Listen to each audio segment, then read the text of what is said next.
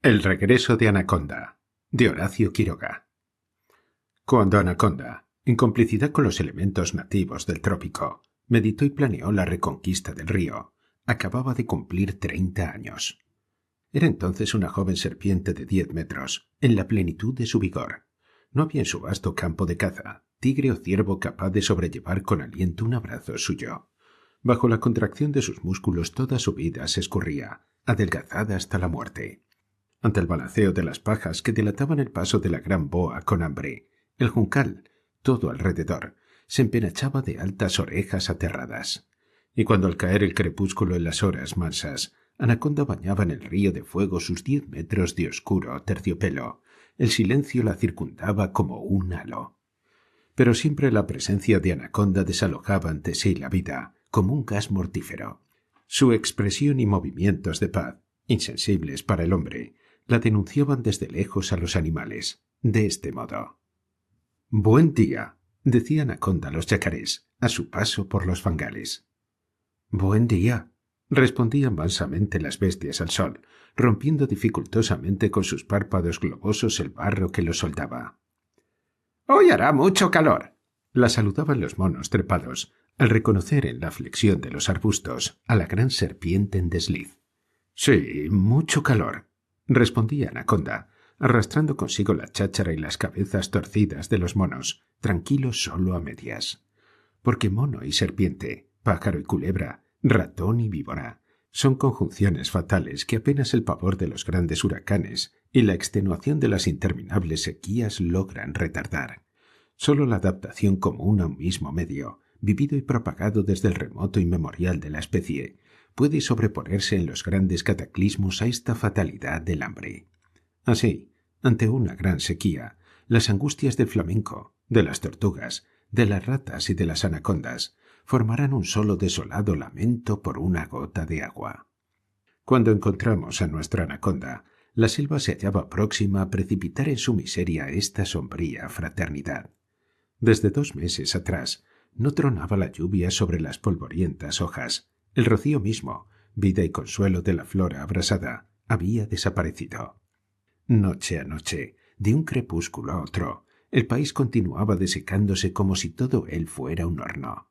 De lo que había sido cauce de umbríos arroyos solo quedaban piedras lisas y quemantes, y los esteros densísimos de agua negra y camalotes se hallaban convertidos en páramos de arcilla surcados de rastros durísimos que entrecubría una red de filamentos deshilachados como estopa, y que era cuanto quedaba de la gran flora acuática.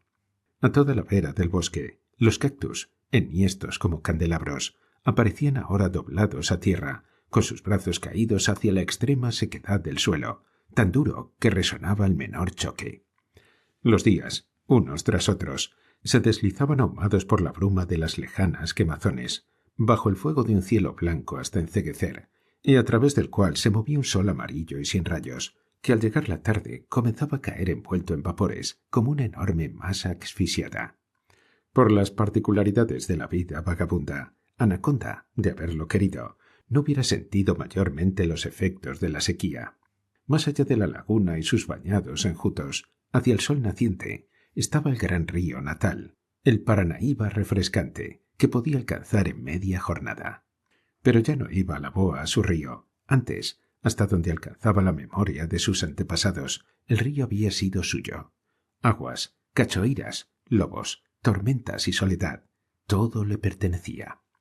Ahora no. Un hombre, primero, con su miserable ansia de ver, tocar y cortar, había emergido tras el cabo de arena con su larga piragua. Luego otros hombres, con otros más, cada vez más frecuentes, y todos ellos sucios de olor, sucios de machete y quemazones incesantes.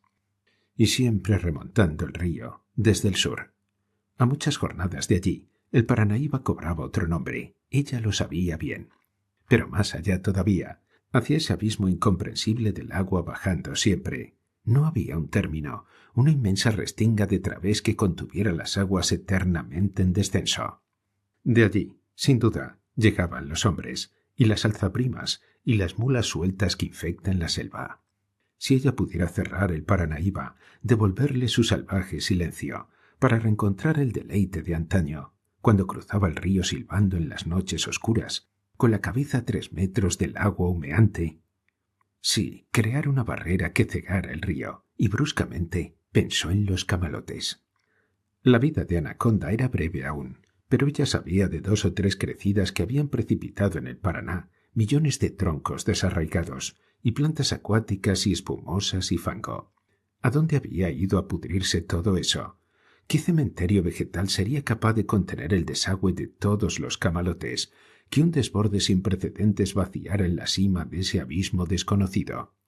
Ella recordaba bien, crecida de 1883, inundación de 1894, y con los 11 años transcurridos sin grandes lluvias, el régimen tropical debía sentir como ella en las fauces sed de diluvio.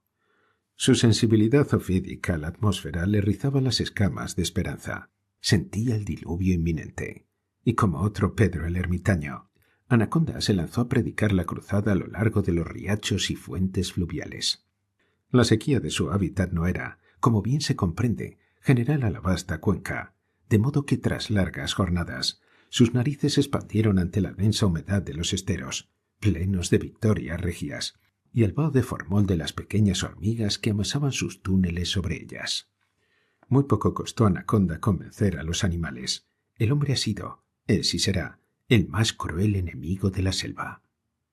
Cegando, pues, el río, concluyó Anaconda después de exponer largamente su plan. Los hombres no podrán llegar hasta aquí. —¿Pero las lluvias necesarias? —objetaron las ratas de agua, que no podían ocultar sus dudas. —No sabemos si van a venir. —Vendrán, y antes de lo que imaginan. Yo lo sé. —Ella lo sabe —confirmaron las víboras—. Ella ha vivido entre los hombres. Ella los conoce. —Sí, los conozco, y sé que un solo camalote, uno solo, arrastra, a la deriva de una gran creciente, la tumba de un hombre. —Ya lo creo —sonrieron suavemente las víboras—. Tal vez de 2. —O de 5 —bostezó un viejo tigre desde el fondo de sus ijares. —Pero dime —se desperezó directamente hacia Anaconda—, ¿estás segura de que los camalotes alcanzarán a cegar el río? Lo pregunto por preguntar. —Claro que no alcanzarán los de aquí, ni todos los que puedan desprenderse en 200 leguas a la redonda. Pero te confieso que acabas de hacer la única pregunta capaz de inquietarme. No, hermanos, todos los camalotes de la cuenca del Paranaíba y del Río Grande, con todos sus afluentes, no alcanzarían a formar una barrera de 10 leguas de largo a través del río. Si no contara más que con ellos, hace tiempo que me hubiera tendido a los pies de la primera caipira con machete. Pero tengo grandes esperanzas de que las lluvias sean generales e inunden también la cuenca del Paraguay. Ustedes no lo conocen. Es un gran río. Si llueve allá, como indefectiblemente lloverá aquí, nuestra victoria es segura. Hermanos, hay allá esteros de camalotes que no alcanzaríamos a recorrer nunca, sumando nuestras vidas. Muy bien, asistieron los yacarés con pesada modorra. Es aquel un hermoso país, pero ¿cómo sabremos si ha llovido también allá? Nosotros tenemos las patitas débiles. No, pobrecitos, sonrió Anaconda, cambiando una irónica mirada con los carpinchos, sentados a 10 prudenciales metros. No los haremos ir tan lejos. Yo creo que un pájaro cualquiera puede venir desde allá en 3 bolidos a darnos la buena nueva. Nosotros no somos pájaros cualesquiera, dijeron los tucanes, y vendremos en 100 bolidos, porque volamos muy mal, y no tenemos miedo a nadie, y vendremos volando, porque nadie nos obliga a ello, y queremos hacerlo así, y a nadie tenemos miedo. Y concluido su aliento, los tucanes miraron impávidos a todos, con sus grandes ojos de oro cercados de azul. Somos nosotros quienes tenemos miedo, chilló a la sordina una arpía plomiza esponjándose de sueño. Ni ustedes ni a nadie. Tenemos el vuelo corto, pero miedo no, insistieron los tucanes, volviendo a poner a todos de testigos. Bien, bien, intervino Anaconda, al ver que el debate se agriaba, como eternamente se ha agriado en la selva toda exposición de méritos. Nadie tiene miedo a nadie, ya lo sabemos, y los admirables tucanes vendrán, pues, a informarnos del tiempo que reina en la cuenca aliada. Lo haremos porque así nos gusta, pero nadie nos obliga a hacerlo, tornaron los tucanes. De continuar así, el plan de lucha iba a ser muy pronto olvidado, y Anaconda lo comprendió. «¡Hermanos!», se irguió con vibrante silbido. «Estamos perdiendo el tiempo estérilmente. Todos somos iguales, pero juntos. Cada uno de nosotros, de por sí, no vale gran cosa. Aliados, somos toda la zona tropical. Lancémosla contra el hombre, hermanos. Él todo lo destruye. Nada hay que no corte y ensucie. Echemos por el río nuestra zona entera, con sus lluvias, su fauna, sus camalotes, sus fiebres y sus víboras. Lancemos el bosque por el río, hasta cegarlo. Arranquemos todos, desarraiguémonos a muerte si es preciso, pero lancemos el trópico aguas abajo». El acento de las serpientes fue siempre seductor. La selva enardecida se alzó en una sola voz. «Sí, Anaconda, tienes razón. Precipitémonos la zona por el río. Bajemos, bajemos». Anaconda respiró por fin libremente. La batalla estaba ganada. El alma, diríamos, de una zona entera, con su clima, su fauna y su flora, es difícil de conmover, pero cuando sus nervios se han puesto tirantes en la prueba de una atroz sequía, no cabe entonces mayor certidumbre que su resolución bienhechora en un gran diluvio. Pero en su hábitat, al que la gran boa regresaba, la sequía llegaba ya a límites extremos. «¿Y bien?», preguntaron las bestias angustiadas. «¿Están allá de acuerdo con vosotros? ¿Volverá a llover otra vez? Dinos, ¿estás segura, Anaconda?» «Lo estoy. Antes de que concluya esta luna, oiremos tronar de agua el monte. Agua, hermanos, y que no cesará tan pronto». A esta mágica voz, agua, la selva entera clamó, como un eco de desolación. «¡Agua! ¡Agua!». «Sí, e inmensa, pero no nos precipitemos cuando brame. Contamos con aliados invalorables, y ellos nos enviarán mensajeros cuando llegue el instante. Escudriñen constantemente el cielo, hacia el noroeste. Desde allí deben llegar los tucanes. Cuando ellos lleguen, la victoria es nuestra. Hasta entonces, paciencia». Pero ¿cómo exigir paciencia a seres cuya piel se abría en grietas de sequedad, que tenían los ojos rojos por la conjuntivitis y cuyo trote vital era ahora un arrastre de patas sin brújula? Día tras día, el sol se levantó sobre el barro de intolerable resplandor y se hundió asfixiado en vapores de sangre, sin una sola esperanza. Cerrada la noche, Anaconda se deslizaba hasta el Paranaíba a sentir en la sombra el menor estremecimiento de lluvia, que debía llegar sobre las aguas desde el implacable norte. Hasta la costa, por lo demás, se habían arrastrado los animales menos exhaustos, y juntos todos pasaban las noches sin sueño y sin hambre, aspirando en la brisa, como la vida misma, el más leve olor a tierra mojada. Hasta que una noche, por fin, se realizó el milagro.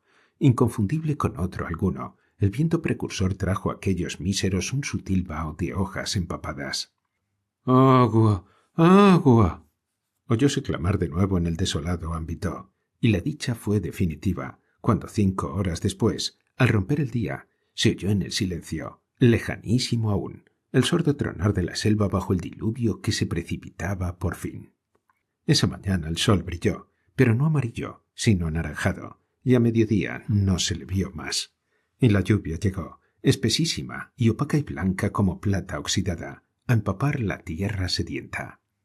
10 noches y 10 días continuos, el diluvio se cernió sobre la selva flotando en vapores, y lo que fuera páramo de insoportable luz se tendía ahora hasta el horizonte en sedante napa líquida. La flora acuática rebrotaba en planísimas balsas verdes que a simple vista se veía dilatar sobre el agua hasta lograr contacto con sus hermanas, y cuando nuevos días pasaron, sin traer a los emisarios del noroeste, la inquietud tornó a inquietar a los futuros cruzados. «¡No vendrán nunca!», clamaban. «¡Lancémonos, Anaconda! Dentro de poco no será ya tiempo. Las lluvias cesan». Y recomenzarán. «Paciencia, hermanitos. Es imposible que no llueva ya. Los tucanes vuelan mal. Ellos mismos lo dicen. ¿Acaso estén en camino? 2 días más». Pero Anaconda estaba muy lejos de la fe que aparentaba. ¿Y si los tucanes se habían extraviado en los vapores de la selva humeante? ¿Y si por una inconcebible desgracia El noroeste no había acompañado al diluvio del norte. A media jornada de allí, el Paranaíba atronaba con las cataratas pluviales que le vertían sus afluentes. Como ante la espera de una paloma de arca, los ojos de las ansiosas bestias estaban sin cesar vueltos al noroeste, hacia el cielo anunciador de su gran empresa. Nada, hasta que en las brumas de un chubasco, mojados y ateridos, los tucanes llegaron graznando.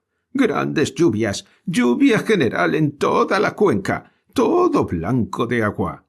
Y un alarido salvaje azotó la zona entera. ¡Bajemos! ¡El triunfo es nuestro! ¡Lancémonos enseguida! Y ya era tiempo, podría decirse, porque el Paranaíba desbordaba hasta allí mismo, fuera de su cauce. Desde el río hasta la gran laguna, los bañados eran ahora un tranquilo mar que se balanceaba de tiernos camalotes. Al norte, bajo la presión del desbordamiento, el mar verde cedía dulcemente, trazaba una gran curva lamiendo el bosque y derivaba lentamente hacia el sur, succionado por la veloz corriente. Había llegado la hora. Ante los ojos de Anaconda, la zona al asalto desfiló. Victorias nacidas ayer, y viejos cocodrilos rojizos, hormigas y tigres, camalotes y víboras, espumas, tortugas y liebres, y el mismo clima diluviano que descargaba otra vez. La selva pasó, aclamando a la boa, hacia el abismo de las grandes crecidas. Y cuando Anaconda lo había visto así, se dejó a su vez arrastrar flotando hasta el Paranaíba, donde arrollada sobre un cedro arrancado de cuajo, que descendía girando sobre sí mismo en las corrientes encontradas, suspiró por fin con una sonrisa, cerrando lentamente a la luz crepuscular sus ojos de vidrio. Estaba satisfecha. Comenzó entonces el viaje milagroso hacia lo desconocido, pues de lo que pudiera ver detrás de los grandes cantiles de asperón rosa, que mucho más allá del Guaira entrecierran el río, ella lo ignoraba todo.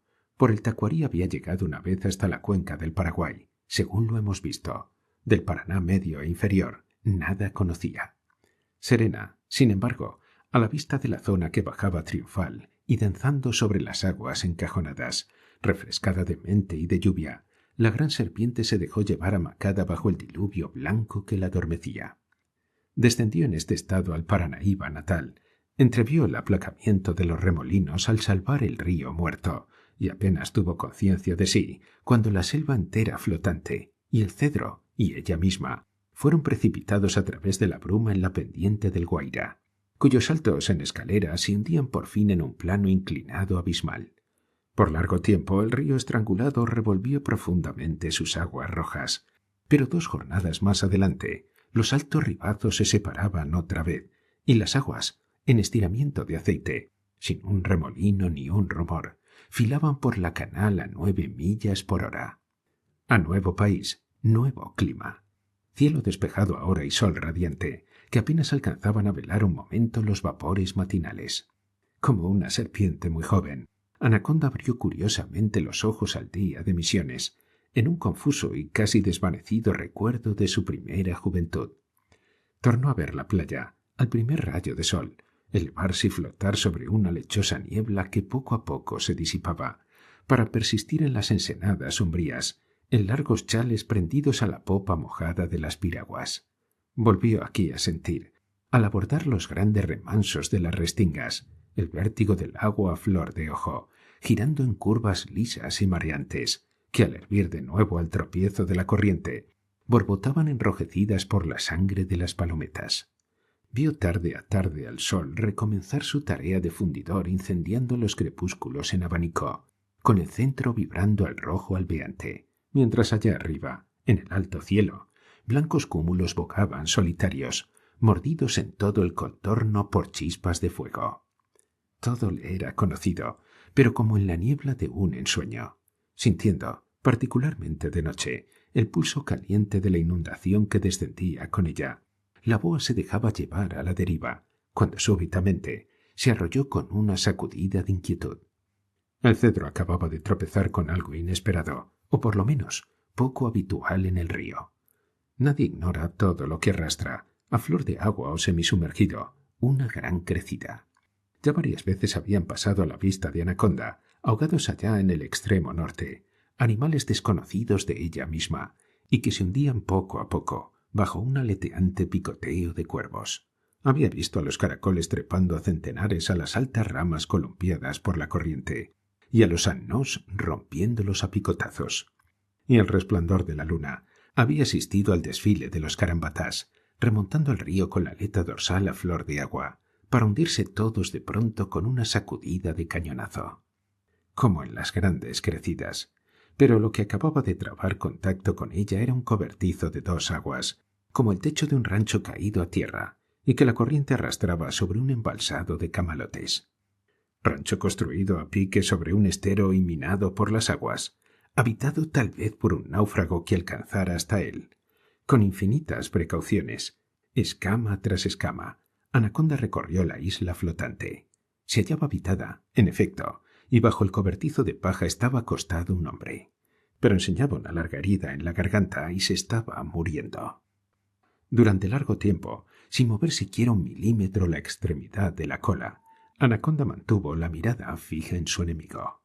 En ese mismo gran golfo del río, obstruido por los cantiles de arenisca rosa, la boa había conocido al hombre. No guardaba de aquella historia recuerdo alguno preciso, sí una sensación de disgusto, una gran repulsión de sí misma, cada vez que la casualidad, y sólo ella, despertaba en su memoria algún vago detalle de su aventura. Amigos de nuevo, jamás. Enemigos, desde luego, puesto que contra ellos estaba desencadenada la lucha. Pero, a pesar de todo, Anaconda no se movía, y las horas pasaban. Reinaban todavía las tinieblas, cuando la gran serpiente se desenrolló de pronto y fue hasta el borde del embalsado a tender la cabeza hacia las negras aguas. Había sentido la proximidad de las víboras en su olor a pescado. En efecto, las víboras llegaban a montones. —¿Qué pasa? —preguntó Anaconda. —Saben ustedes bien que no deben abandonar sus camalotes en una inundación. —Lo sabemos —respondieron las intrusas—, pero aquí hay un hombre. Es un enemigo de la selva. Apártate, Anaconda. —¿Para qué? No se pasa. Ese hombre está herido. Está muerto. —¿Y a ti qué te importa? Y si no está muerto, lo estará enseguida. Danos paso, Anaconda. La gran boa se irguió, arqueando hondamente el cuello. —No se pasa, he dicho. Atrás. He tomado a ese hombre enfermo bajo mi protección. Cuidado con la que se acerque. —¡Cuidado tú! —gritaron con un agudo silbido las víboras, hinchando las parótidas asesinas. —¿Cuidado de qué? —De lo que haces. Te has vendido a los hombres. ¡Iguana de cola larga! Apenas acababa la serpiente de cascabel de silbar la última palabra, cuando la cabeza de la boa iba, como un terrible ariete, a destrozar las mandíbulas del crótalo, que flotó enseguida muerto, con el lacio vientre al aire. —¡Cuidado! Y la voz de la boa se hizo agudísima. —No va a quedar una víbora en todo Misiones, si se acerca una sola. —Bendita yo, miserables, al agua, y ténganlo bien presente. Ni de día, ni de noche, ni a hora alguna, quiero víboras alrededor del hombre. ¿Entendido? —Entendido —repuso desde las tinieblas la voz sombría de un gran yararacusú—. Pero algún día te hemos de pedir cuenta de esto, Anaconda. —En otra época —contestó Anaconda—, rendí cuenta alguna de ustedes, y no quedó contenta. Cuidado tú misma, hermosa yarará. Y ahora, mucho ojo, y feliz viaje. Tampoco esta vez Anaconda se sentía satisfecha. ¿Por qué había procedido así? Que la ligaba, ni podía ligar jamás a ese hombre, un desgraciado mensú, a todas luces, que agonizaba con la garganta abierta. El día clareaba ya. —Bah —murmuró por fin la gran boa, contemplando por última vez al herido—, ni vale la pena que me moleste por este sujeto. Es un pobre individuo, como todos los otros, a quien queda apenas 1 hora de vida. Y con una desdeñosa sacudida de cola fue a arrollarse en el centro de su isla flotante. Pero en todo el día sus ojos no dejaron un instante de vigilar los camalotes. Apenas entrada la noche, altos conos de hormigas que derivaban sostenidas por los millares de hormigas ahogadas en la base, se aproximaron al embalsado. —Somos las hormigas, Anaconda —dijeron—, y venimos a hacerte un reproche. Ese hombre que está sobre la paja es un enemigo nuestro. Nosotras no lo vemos, pero las víboras saben que está allí. Ellas lo han visto, y el hombre está durmiendo bajo el techo. Mátalo, Anaconda. No, hermanas, vayan tranquilas. Haces mal, Anaconda. Deja entonces que las víboras lo maten. Tampoco. ¿Conocen ustedes las leyes de las crecidas? Este embalsado es mío, y yo estoy en él. Paz, hormigas.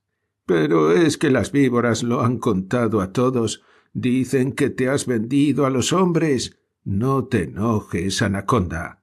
¿Y quiénes lo creen? Nadie, es cierto. Solo los tigres no están contentos. Ah, ¿y por qué no vienen ellos a decírmelo? No lo sabemos, Anaconda. Yo sí lo sé. Bien, hermanitas, apártense tranquilamente y cuiden de no ahogarse todas, porque harán pronto mucha falta. No teman nada de su Anaconda. Hoy siempre soy y seré la fiel hija de la selva. Díganselo a todos así. Buenas noches, compañeras. Buenas noches, Anaconda. Se apresuraron a responder las hormiguitas, y la noche las absorbió. Anaconda había dado sobradas pruebas de inteligencia y lealtad para que una calumnia viperina le enajenara el respeto y el amor de la selva. Aunque su escasa simpatía a cascabeles y yararás de toda especie no se ocultaba a nadie, las víboras desempeñaban en la inundación tal estimable papel que la misma boa se lanzó en largas nadadas a conciliar los ánimos. «Yo no busco guerra», dijo a las víboras. «Como ayer, y mientras dure la campaña, pertenezco en alma y cuerpo a la crecida. Solamente que el embalsado es mío, y hago de él lo que quiero, nada más». Las víboras no respondieron una palabra, ni volvieron siquiera los fríos ojos a su interlocutora, como si nada hubieran oído. «Mal síntoma», croaron los flamencos juntos, que contemplaban desde lejos el encuentro. «Bah», lloraron trepando en un tronco los yacarés chorreantes. «Dejemos tranquila, Anaconda. Son cosas de ella. Y el hombre debe estar ya muerto». Pero el hombre no moría. Con gran extrañeza de Anaconda, 3 nuevos días habían pasado, sin llegar consigo el hipo final del agonizante. No dejaba ella un instante de montar guardia, pero aparte de que las víboras no se aproximaban más, otros pensamientos preocupaban a Anaconda. Según sus cálculos, toda serpiente de agua sabe más de hidrografía que hombre alguno. Debían hallarse ya próximos al Paraguay. Y sin el fantástico aporte de camalotes que este río arrastra en sus grandes crecidas, la lucha estaba concluida al comenzar. ¿Qué significaban, para colmar y cegar el Paraná en su desagüe, los verdes manchones que bajan del Paranaíba, al lado de los 180.000 kilómetros cuadrados de camalotes de los grandes bañados de Sayarés? La selva que derivaba en este momento lo sabía también, por los relatos de Anaconda en su cruzada, de modo que cobertizo de paja, hombre herido y rencores, fueron olvidados ante el ansia de los viajeros, que hora tras hora auscultaban las aguas para reconocer la flora aliada. ¿Y si los tucanes, pensaba Anaconda, habían errado, apresurándose a anunciar una mísera llovizna? «Anaconda», se oía en las tinieblas desde distintos puntos. «¿No reconoces las aguas todavía? Nos habrán engañado, Anaconda». «No lo creo», respondía la boa, sombría. «Un día más, y las encontraremos». «Un día más. Vamos perdiendo las fuerzas en este ensanche del río. Un nuevo día. Siempre dices lo mismo, Anaconda». «Paciencia, hermanos. Yo sufro mucho más que ustedes». Fue el día siguiente un duro día, al que se agregó la extrema sequedad del ambiente, y que la gran boa sobrellevó inmóvil de vigía en su isla flotante, encendida al caer la tarde por el reflejo del sol, tendido como una barra de metal fulgurante a través del río y que la acompañaba. En las tinieblas de esa misma noche, Anaconda, que desde horas atrás nadaba entre los embalsados sorbiendo ansiosamente sus aguas, lanzó de pronto un grito de triunfo. Acababa de reconocer en su inmensa balsa a la deriva el salado sabor de los camalotes del Olidén. «¡Salvados, hermanos!», exclamó. «El Paraguay baja ya con nosotros. Grandes lluvias allá también». Y la moral de la selva, remontada como por encanto, alcanzó a la inundación limítrofe, cuyos camalotes, densos como tierra firme, entraban por fin en el Paraná. El sol iluminó al día siguiente esta epopeya de las 2 grandes cuencas aliadas que se vertían en las mismas aguas. La gran flora acuática bajaba, soldada en islas extensísimas que cubrían el río. Una misma voz de entusiasmo flotaba sobre la selva cuando los camalotes próximos a la costa, absorbidos por un remanso, giraban indecisos sobre el rumbo a tomar. ¡Paso, paso! Se oía pulsar a la crecida entera ante el obstáculo, y los camalotes, los troncos con su carga de asaltantes, escapaban por fin a la succión, filando como un rayo por la tangente.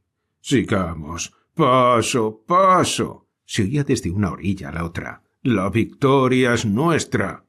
Así lo creía también Anaconda. Su sueño estaba a punto de realizarse, y envanecida de orgullo, echó hacia la sombra del cobertizo una mirada triunfal. El hombre había muerto.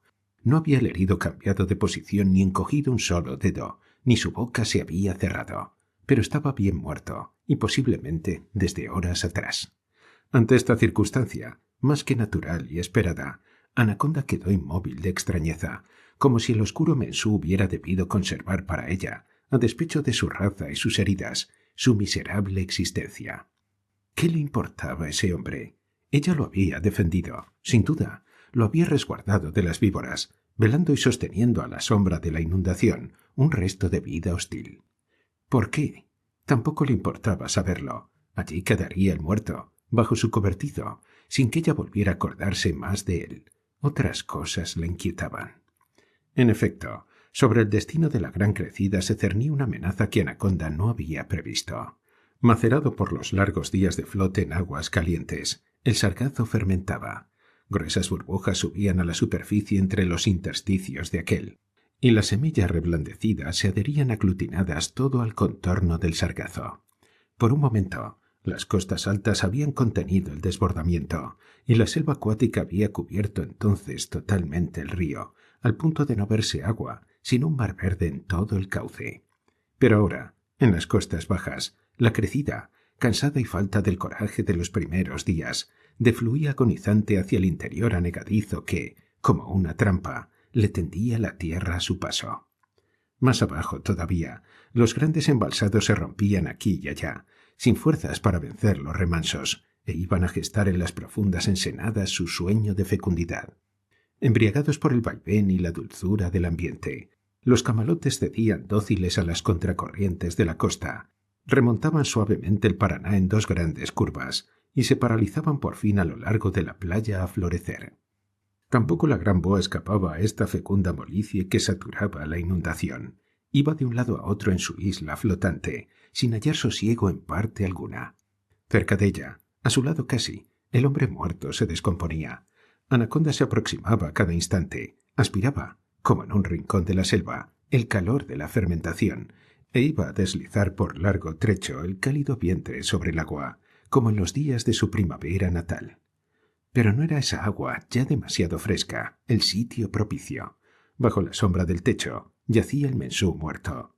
¿Podía no ser esa muerte más que la resolución final y estéril del ser que ella había velado? Y nada le quedaría de él. Poco a poco, con la lentitud que ella había puesto ante un santuario natural, Anaconda fue arrollándose, y junto al hombre que ella había defendido como a su vida propia, al fecundo calor de la descomposición, póstumo tributo de agradecimiento que quizá la selva hubiera comprendido, Anaconda comenzó a poner sus huevos. De hecho, la inundación estaba vencida, por vastas que fueran las cuencas aliadas, y violentos hubieran sido los diluvios. La pasión de la flor había quemado el brío de la gran crecida. Pasaban aún los camalotes, sin duda, pero la voz de aliento, «paso, paso», se había extinguido totalmente. Anaconda no soñaba más, estaba convencida del desastre. Sentía, inmediata, la inmensidad en que la inundación iba a diluirse sin haber cerrado el río. Fiel al calor del hombre, continuaba poniendo sus huevos vitales, propagadores de su especie, sin esperanza alguna para ella misma. En un infinito de agua fría, ahora los camalotes se disgregaban, desparramándose por la superficie sin fin. Largas y redondas olas balanceaban sin concierto la selva desgarrada, cuya fauna terrestre, muda y sin oriente, se iba hundiendo aterida en la frialdad del estuario. Grandes buques, los vencedores, ahumaban a lo lejos el cielo límpido, y un vaporcito empenachado de blanco curioseaba entre las islas rotas. Más lejos todavía, en la infinitud celeste, Anaconda se destacaba erguida sobre su embalsado, y aunque disminuidos por la distancia, sus robustos 10 metros llamaron la atención de los curiosos. ¡Allá! Se alzó de pronto una voz en el vaporcito. ¡En aquel embalsado! ¡Una enorme víbora! ¡Qué monstruo! Gritó otra voz. Y fíjense, hay un rancho caído. Seguramente ha matado a su habitante. ¡O lo ha devorado vivo! Estos monstruos no perdonan a nadie. Vamos a vengar al desgraciado con una buena bala. Por Dios, no nos acerquemos, clamó el primero que había hablado. El monstruo debe estar furioso. Es capaz de lanzarse contra nosotros en cuanto nos vea. ¿Está seguro de su puntería desde aquí? Veremos, no cuesta nada probar un primer tiro. Allá, al sol naciente que doraba el estuario puntillado de verde, Anaconda había visto la lancha con su penacho de vapor. Miraba indiferente hacia aquello, cuando distinguió un pequeño copo de humo en la proa del vaporcito, y su cabeza golpeó contra los palos del embalsado. La boa se irguió de nuevo, extrañada. Había sentido un golpecito seco en alguna parte de su cuerpo, tal vez en la cabeza. No se explicaba cómo. Tenía, sin embargo, la impresión de que algo le había pasado. Sentía su cuerpo dormido, primero, y luego una tendencia a balancear el cuello, como si las cosas, y no su cabeza, se pusieran a danzar, oscureciéndose. Vio de pronto ante sus ojos la selva natal en un viviente panorama, pero invertida, y transparentándose sobre ella la cara sonriente del mensú. «Tengo mucho sueño», pensó Anaconda, tratando de abrir todavía los ojos. Inmensos y azulados ahora, sus huevos desbordaban el cobertizo y cubrían la balsa entera. «¿Debe ser hora de dormir?», murmuró Anaconda, y pensando de poner suavemente la cabeza a lo largo de sus huevos, la aplastó contra el suelo en el sueño final.